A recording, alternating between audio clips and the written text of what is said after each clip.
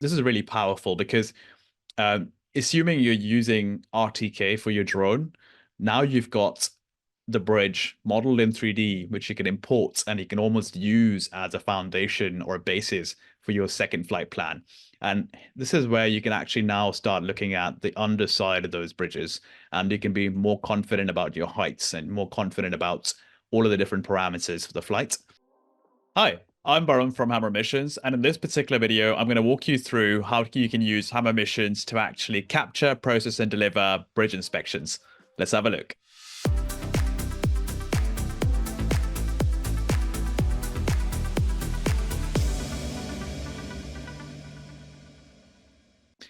Hey everyone. So today what I'm going to do is I'm going to actually go through the end-to-end process on how to inspect a bridge using drone, because you've got lots of different challenges on capturing a bridge. A bridge is typically a pretty massive structure to capture. So to be able to have the right flight plan and to be able to capture data in the right way can really go long and allow you to capture high quality data. So what you see on the screen here is essentially Hammer Missions. I'm currently using Hammer Hub, which is available at hub.hammermissions.com. Once I navigate to hub.hammermissions.com, I can essentially go into my mission planning tab. So I'm on the mission planning tab at the moment. And what I've done here is that I've actually created lots of different mission files. So I'm going to actually go into the 3D bridge mission file at the moment, because that's the one that I'm interested in demoing. So essentially what you see here is this particular bridge. We want to capture this bridge and create a 3D model of the bridge, and then also be able to actually inspect the bridge and all of the different images and ensure that we're able to sort of ensure its structural integrity, working with engineering surveyors and more.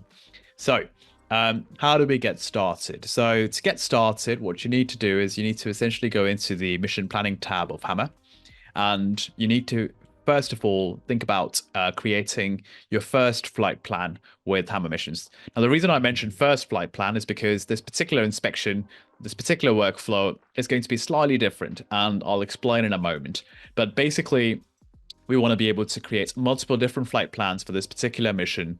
And what we want to do is we want to actually fly them on site, and we want to be able to capture that data as accurately as possible.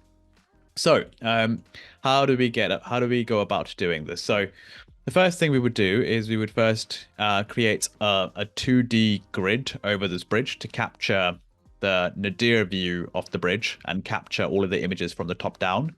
To do that, I can essentially go into my mission planning tool, and I can choose the 3D modeling option.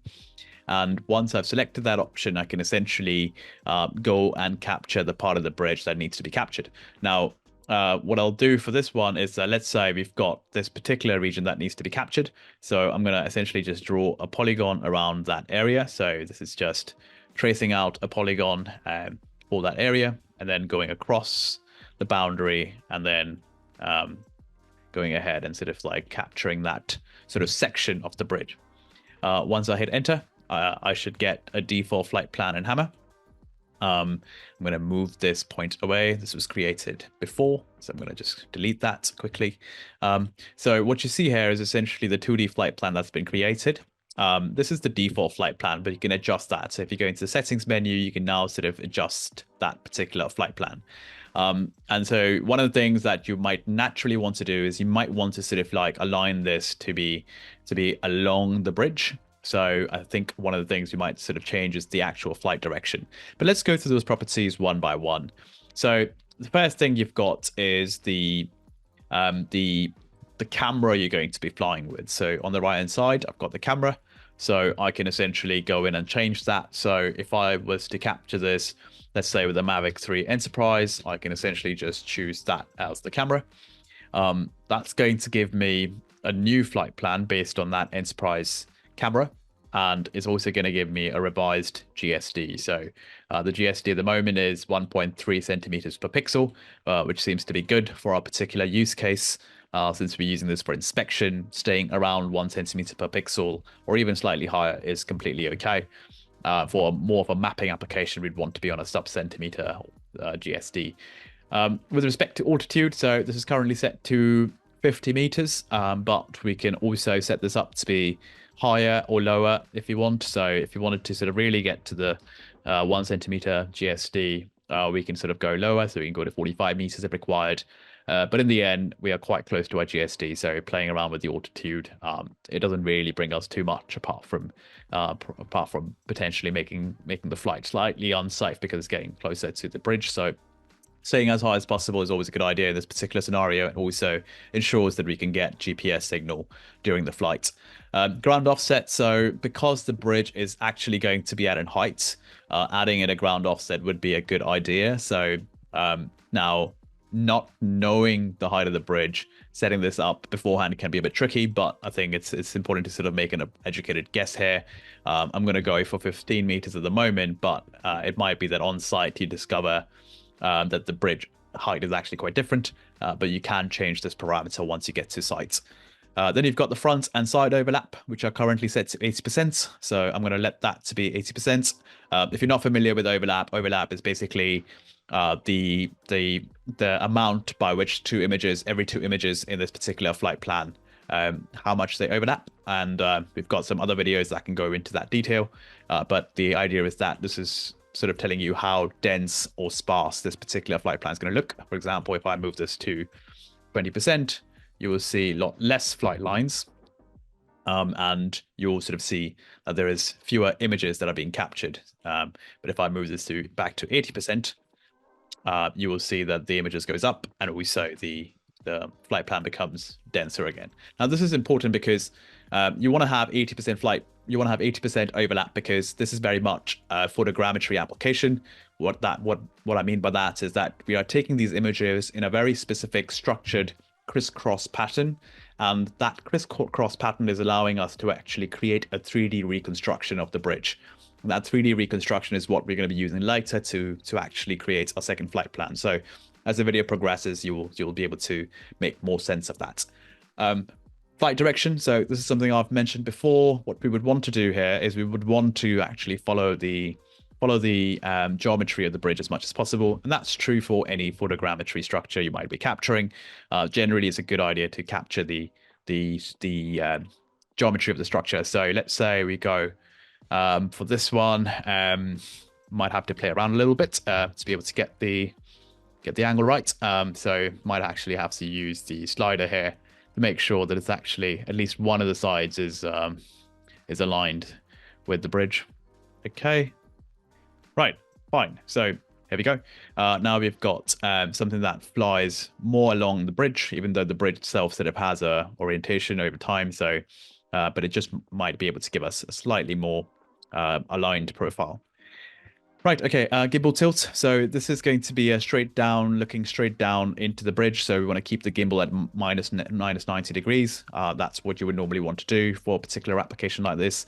And then you've got your flight speed. So the flight speed is automatically calculated by camera missions, and that's done as a function of the camera you're flying with and the distance between every two images. So if you see this option here, show flight planned images, if I toggle that on, it's going to show me all of the images. So all of the dots that you see at the moment, all of the blue dots is actually the dots where the drone is going to be taking images. So that's basically where the drone is going to be taking images, and therefore the distance between every two dots. So for example, if I take these two dots, the distance between those is actually what allows me to calculate the flight speed. So if I go into my measuring tool over here very quickly, and I essentially drop 2 points, which are very close to the points, we see that the distance between every 2 points is actually 6 centimeters. So just going to label this as distance between two images. By the way, this is not necessarily relevant to the inspection, but it's just a way to sort of like cross-check your data. But the distance between two images as an overlay is 6 meters over here in this particular flight plan. So we know that that's what's going to be used in terms of determining the ideal flight. So if I go back to our settings menu, you will notice that it's 8 meters per second.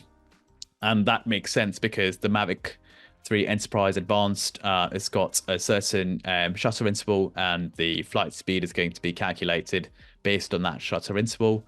What we don't want to do is we don't want to fly faster than the camera's shutter speed, so to speak. So just to sort of like explain that a little bit more, if we have images being taken every 6 meters, and if the camera can only do one can only sort of fire at sort of like um, fire kind of at a 1 second interval, then 6 meters per second would be the fastest we can fly.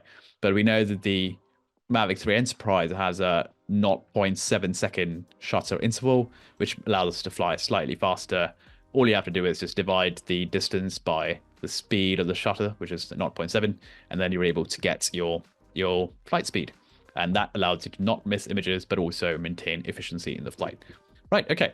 Last 2 points over here is to think about whether we want to reverse the flight path. So if we go to the corners of the flight path, we should be able to see a start arrow. So we see the start arrow over here, which means that the flight will begin over here. But for any operational reasons, if you prefer starting at a different point, what you can do is you can click on the reverse flight path button. And then what that's going to do is that's going to start at the opposite end of the polygon. So over here. And that might be purely from an operational standpoint. It might be that you find your takeoff location to be somewhere here and you want your flight to start somewhere here. So essentially, depending on where you're flying from, you might want to change the reverse flight path of the start points of the mission. And last thing is smooth corners. So as you're flying, you might want to ensure that all of these corners, all of the turns taken by the drone are actually smooth. And therefore, you can sort of essentially turn that option on.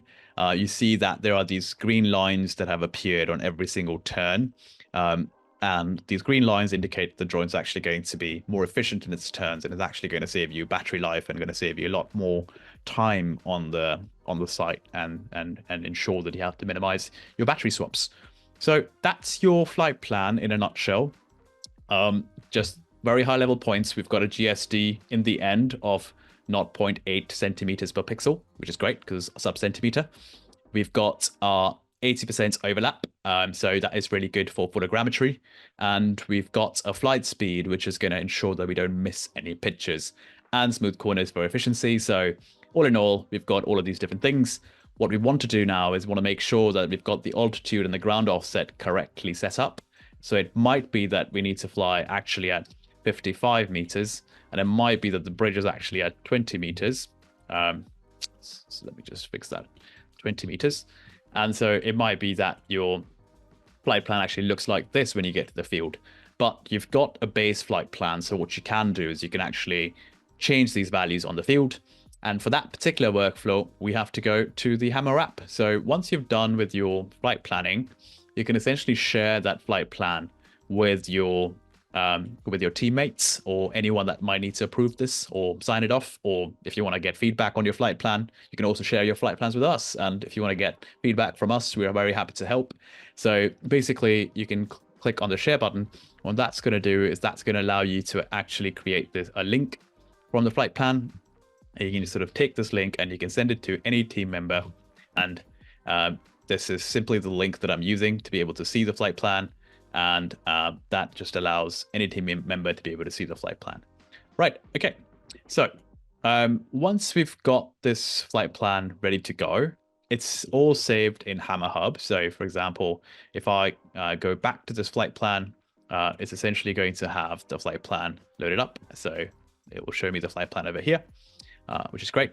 And what I can do from this point onwards is that I can essentially send this to the app. So if I click on the Send to App button, it shows me how to do that. So the Mavic 3 Enterprise, there is a DJI Smart controller, which essentially uses the Hammer app. And so what you can do is you can download the Hammer app for the Mavic 3 Enterprise, which is available here.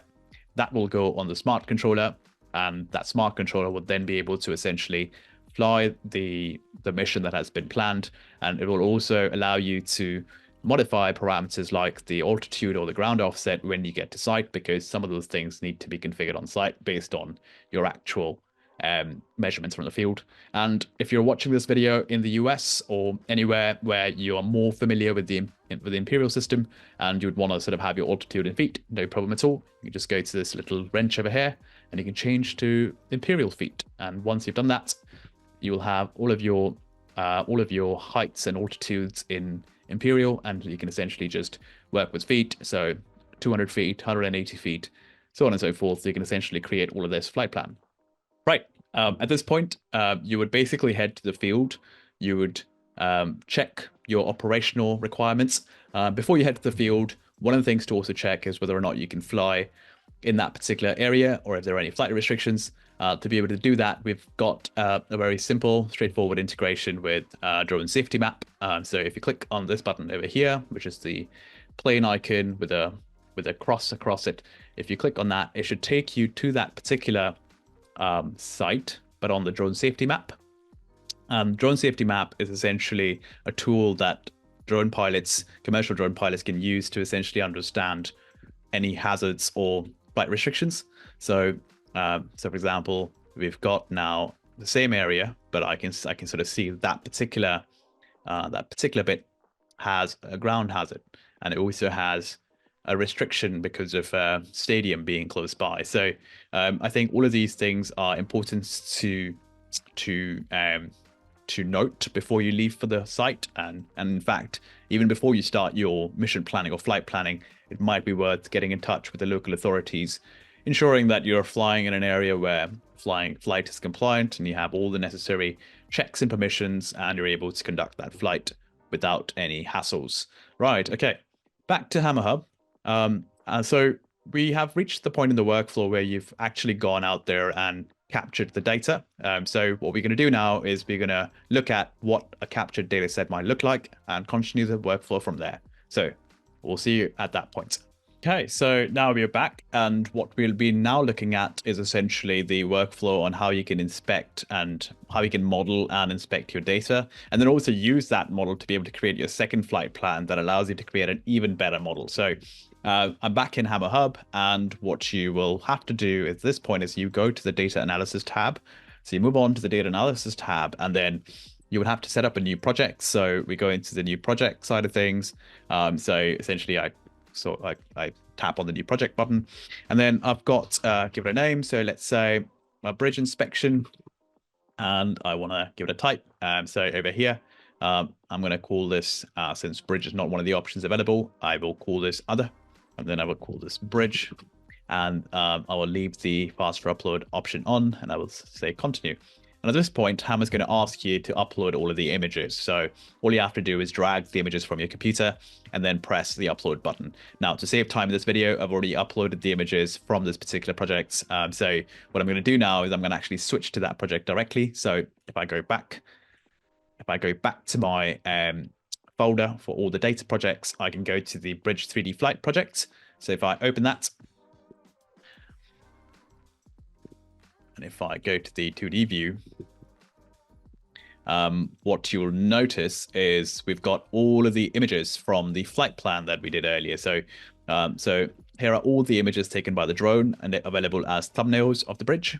And these are essentially images that were taken mostly from a nadir point of view, but also combined with a few images that were at a slight oblique angle, but largely speaking, taken from a nadir point of view. And so what that allows us to do is it allows us to essentially create a 2D map and a 3D model. And the way to do that, and I've done this before the video, is that after you upload all the images, so just to show you what the images look like on a map, so you've got all the images on a map, what you want to do is you want to press the process button over here. So you click on the process button, and you can choose the 2D map and 3D model option, and then hit process. And then a couple of hours later, what you'll notice is that you have a 2D map. So if I get rid of the images, you will notice that actually there is a map overlaid on top of the Google Maps, but because they're blended in so well together, it might not be super easy to see. But you also see that actually this is a map created from the photos as opposed to Google Maps, because it's much more updated. And you'll be able to see that more clearly in a second when I go through the flight planning workflow again.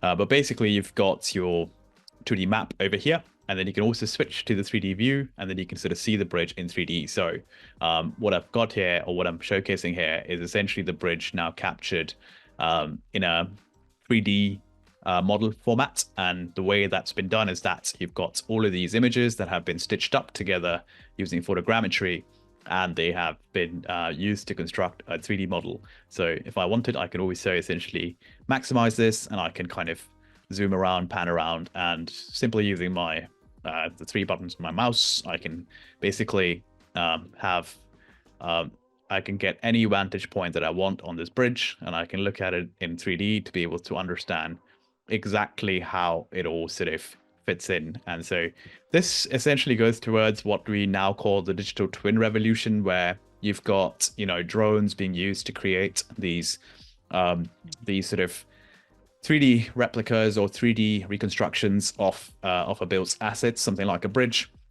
And I think it's a great place to essentially for drone technology to be used. And I think drone technology's got a very bright future when it comes to asset inspections like this. Because if you think about it, the alternative to inspect this bridge without drones would generally involve either using something like satellite data, which is typically low resolution and not very updated, and not very 3D, and also or otherwise using something like a ground camera, or perhaps using something like a cherry picker or some other method which is either more either more costly, or not very time efficient. So drones is the perfect solution for something like this.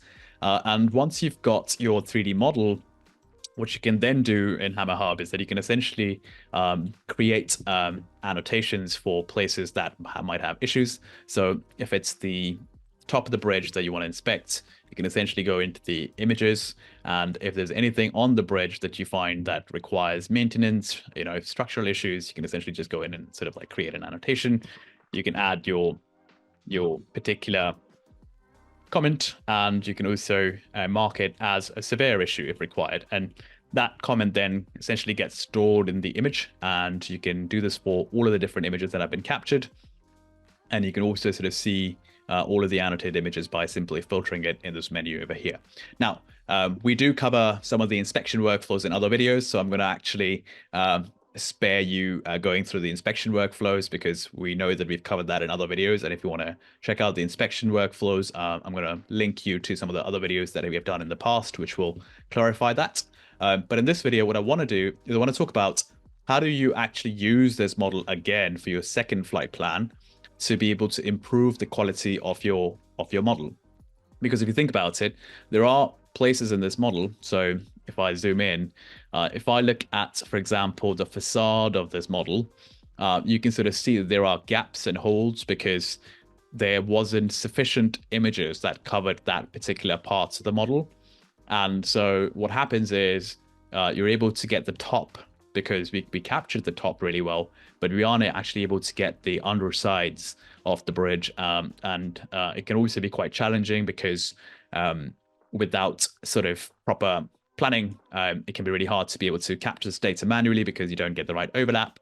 GPS can also be an issue sometimes. So what I want to do now is, assuming you've created your model, what I want to showcase is actually a workflow where you can take this model and you can create your second flight plan based on this first 3D model. And then from that flight plan, from those images, you create your next model, which is even more updated and even more detailed. Right, so how do you do that? Let's go back to our mission planning tab. So we're back to our mission planning tab. So you sort of, you might remember this from a few minutes ago in the video. But essentially, when you're back in 3D, in your mission planning, 3D modeling side of things, what we want to do is we want to use overlays. And so what I'm going to do here is I'm going to go to my overlays button over here. I'm going to click on the option there. And then in that overlays, there's this option to import previous map or model. So I'm going to click on the previous map model, and that's going to take me straight to the 3D bridge project. So if I click on the bridge 3D flight project, which is the one that we just processed, the one that I just talked about, that's going to essentially allow me to add that to the project. So if I click on that, you will soon notice that our 2D and 3D view has been updated with a new flight plan, with a new overlay. And this overlay essentially comes from the map and model that we just captured. So if I zoom in, you'll be able to see that actually this is updated imagery from the bridge. This was actually captured using the drone. And if I keep sort of zooming out, you will notice that actually at some point over here, this is the last point in that particular map that was captured using the drone. And then this is the boundary where the Google Maps version of the bridge starts off. And you can kind of already see that the bridge is much more detailed in the imagery captured by the drone as opposed to the imagery captured by Google Maps. So how does this help us? Because we've got now the map which is overlaid, we can actually do our second flight plan. So I'm going to also firstly showcase that we've got not just our flight plan, but also our 3D model in a 3D view. So we can essentially switch to 3D view, and now we can see our flight plan in 3D with the bridge in context. So this is really powerful because assuming you're using RTK for your drone, now you've got the bridge modeled in 3D, which you can import and you can almost use as a foundation or a basis for your second flight plan. And this is where you can actually now start looking at the underside of those bridges, and you can be more confident about your heights and more confident about all of the different parameters for the flight. So what you want to do here is you want to go back to your 2D mode. So I'm going to go back to my 2D mode, and I will essentially get rid of this mission because we've already flown the top. So I'm going to get rid of that. So easy to do. And I will look at this bridge again. So, so now I've got the 2D map overlaid over here from my last capture, which is evidenced by the fact that the imagery is much more crisp and sharp over here. And what I can do is I can essentially go and capture the facade. So I can go in and capture the facade of this mission. So what I can do now is I can essentially use my sort of facade mapping module. So, you know, as if you've got the 2D map over here, I can essentially draw out a boundary to be able to capture the facade of this particular mission, this particular bridge. So I go into my mission planning module, and then I choose the facade inspection. And once I've chosen the facade inspection, I can essentially go ahead and I can mark the boundary of this particular bridge. So let's go all the way. We've got another pointer there and a point there. So what I've done is I've drawn the edge of the bridge because that's what I want the facade inspection to be looking at. But I've drawn it in 2D. And if I click on OK, what you'll notice is that a default flight plan is generated, and all of these blue points represent where the drone images will be taken. Now I can see already that that's actually facing the wrong way. All of those flight points should actually be facing the other way. So what I'm going to do is I'm going to go into the settings menu, and I'm going to change that to rotate 180 degrees. And once I've done that, you notice that all of the points are now on the other side of the line. And the beauty of this is that now you can see this on 2D, but also in 3D. So you can actually see your flight plan with the bridge in 3D, and you can sort of see what that would look like. And now that just gives you a much more, sort of a much more powerful tool to be able to capture your bridge. Now, already I can see issues with this particular flight plan. For example, I've got these trees that I don't want to go into. So how do we circumvent that is an important question. Also, I can see that maybe some part of the bridge is not being covered over here. So I want to go in there and I want to adjust that flight plan so that I can actually look at capturing data more efficiently. So first of all, maybe I capture only the first 2 lines because I don't really care about the bottom bit of the bridge at the moment. I just want to be able to make sure that some of these holes that we had in the model are filled up. So I can essentially go in and I can change that flight plan by essentially changing the top and bottom altitudes. The top altitude is at 164 feet. If I increase the bottom altitude to, let's say, 70 feet, that's going to change the number of lines on that particular flight plan. And let's actually go all the way to 100 feet. So let's see what happens. So if you go to 100 feet, you will start noticing that actually the total number of lines on the project have decreased. So now we've got something that is basically 1, 2, 3, 4 lines. The third and fourth lines are still going into the tree. So I can essentially go back to my flight plan and I can change that. So I can sort of like change that to, let's say, 120 feet. And so now I've got only three flight lines, and I can see that none of the flight lines are actually going into the trees, which is great. Maybe the third flight line is too close for my comfort, so I'm actually going to go ahead and actually change that again to 140 feet. So realistically, I'm only capturing the first 2 lines, and I've got essentially more clearance with the trees, but I've got something that follows the geometry of the bridge captures the bridge in the right way and also overlaps with the last known section. I know that this section is currently being ignored, so I can again go back to my 2D flight plan and I can just increase the range for this flight. So I can go all the way here, change that point, make it go all the way to the end, and then drag another point in the middle. And what that's going to do is that it's going to essentially now capture all the way to the end of the bridge, which is what I like. But now I've got another issue here. I've got another tree here. So maybe I don't want to go all the way to the end and maybe want to stay just before this tree. So let's say if we pull that back in here,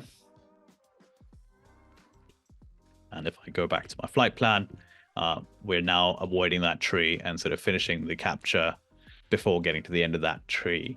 And so overall, this essentially hopefully gives you an idea for how you can do your vertical flight planning for a bridge by essentially using the first capture as a reference point for your second capture. And one of the things to also appreciate here is that just like your 2D flight from the top, you can also change all of the settings. So you can change the distance to the bridge. Perhaps I would want to be slightly further away. So instead of being 33 feet away, I could be as far as, let's say, 100 feet away. So I can sort of do that. And what Hammer will do is that it will update the flight plan, and I can see an issue with that. Now I'm flying a lot lower because it's covering all of that height. Maybe I don't want to do that, so maybe I go back to 50. But you can also change the distances to the bridge, and maybe 50 is going to be a better estimate in terms of how close I want to get to the bridge. This is really important for the GPS side of things because you want to make sure that at all times you've got GPS. Maybe I want to increase the overlap, so maybe I want to do this at 70% overlap because for photogrammetry, again, I will need the right amount of overlap. And so now the lines are essentially a lot closer together, tighter together. I've got 3 lines, but they're in the same space. So that still gives me confidence that I'll be able to avoid the trees and still capture high quality data. And again, we can go back to 2 lines for more clearance sake, but we'll be able to actually look at all of these surfaces. And once again, Hammer will calculate the flight speed. Over here, the flight speed is 1 meter per second because the GSD is quite high, and it's with the Mavic Pro camera. So what I should have done when I planned this flight is I should have changed this to a Mavic 3 wide camera to begin with. But GSD is actually 0.41, and the flight speed is 8 meters per second, which makes more sense. So all in all, I can set up all of this flight, and I can save that. And I can play around with this and change it as much as required. And this flight plan, just like the Nadir flight plan or the top-down flight plan, will be saved in your mission files. And then I can send that once again to the app, Smart Controller app. It can download the flight plan, and you can go out there and fly this data. And once again, you can bring all of those images into your data project, and then you can go out there and actually capture your second process your second 3D model. So basically, all of the new flight is actually saved in this mission file. You can essentially now repeat this mission, go back to your site, capture the data, and then bring it back in. And once you've brought the data back in, you can essentially go to our data analysis tab, and then you can upload all of those new images. So you can essentially go into the add images button over here, and you can sort of add new images to this particular model. And then once you've done that, you can essentially click the process button. When you click process, you can select 2D map and 3D model. And this time around, it's going to essentially use both the top down and the facade images, and hopefully be able to sort of fill in all of these gaps over here, all of these holes over here, because you've got the data to be able to essentially merge the top and the facade together. And then you can repeat the process for the second, for the other side of the bridge as well. And as you can sort of see that this is a workflow which allows you to capture all of the different parts of the bridge with the bridge as a reference point. And what's beautiful here is that this particular workflow is not actually restricted to just bridges. So if you wanted, you can actually use this workflow for bridges, you can use it for facades, you can use it for any kind of structure which is complex in nature, and you want to be able to capture it from all the different vantage points. That's just generally how we think that this particular platform can be used with respect to allowing you to capture an end-to-end process. We think that inspections with respect to drones are only going to get more and more pervasive, and we're going to have lots of different structures that are going to be inspected using drones. So getting used to some of these workflows and incorporating them into your toolbox can be a great way to enable the future of drone powered inspections. Hopefully this video was interesting. If you have any questions, feel free to drop them in the comments box below. As always, we're very happy to answer all your questions. If you want to share some of your flight plans with us, or if you're planning a bridge inspection, please do get in touch. We'll be very happy to help. Hopefully you found this video useful. Thanks so much for watching, and we'll see you in the next video for end-to-end videos at Hammer Missions.